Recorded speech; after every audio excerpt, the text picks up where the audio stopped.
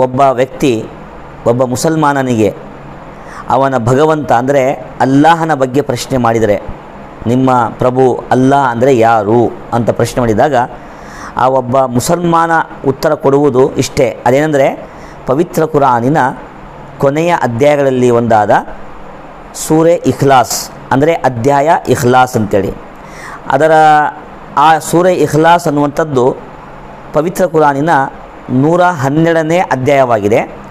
ಆ ಅಧ್ಯಾಯದಲ್ಲಿ 4 ಸೂಕ್ತಗಳಿವೆ. ಅದರಲ್ಲಿ ಹೇಳಲಾಯಿತು ಅಲ್ಲಾಹನ ಒಂದು ಪರಿಚಯ, ಅಲ್ಲಾಹ್ ಅಂದರೆ ಯಾರು ಅನ್ನುವಂಥದ್ದು.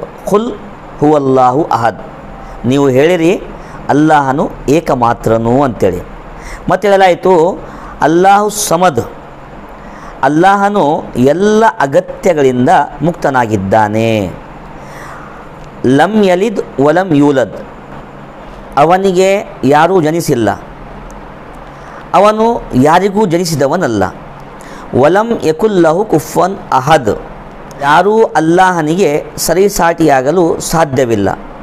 ಆತ್ಮೀಯರೇ, ಈ 4 ಸೂಕ್ತಗಳು ಅಲ್ಲಾಹನ ಬಗ್ಗೆ ಸಂಕ್ಷಿಪ್ತವಾದಂಥ ಒಂದು ಸ್ಪಷ್ಟವಾದಂಥ ಒಂದು ಪರಿಚಯವನ್ನು ಇಲ್ಲಿ ಕೊಡಲಾಗಿದೆ.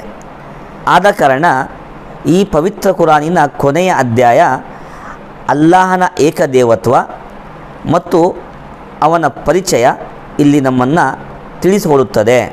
ನಾವೆಲ್ಲರೂ ಸಹ ಈ ಅಧ್ಯಯನವನ್ನು ಪಠಿಸಿ ಅವಲೋಕಿಸಿ ನಮ್ಮ ನಿಜವಾದ ಸೃಷ್ಟಿಕರ್ತ, ಒಡೆಯ, ಪರಿಪಾಲಕ, ಅಧಿಪತಿ ಆಗಿರುವಂತಹ ಅಲ್ಲಾಹನಿಗೆ ವಿಧೇಯರಾಗಿ ನಾವು ಬದುಕನ್ನು ಬಾಳೋಣ ಅಂತ ಹೇಳ್ತಾ ನನ್ನ 4 ಮಾತುಗಳನ್ನು ಮುಗಿಸುತ್ತೇನೆ.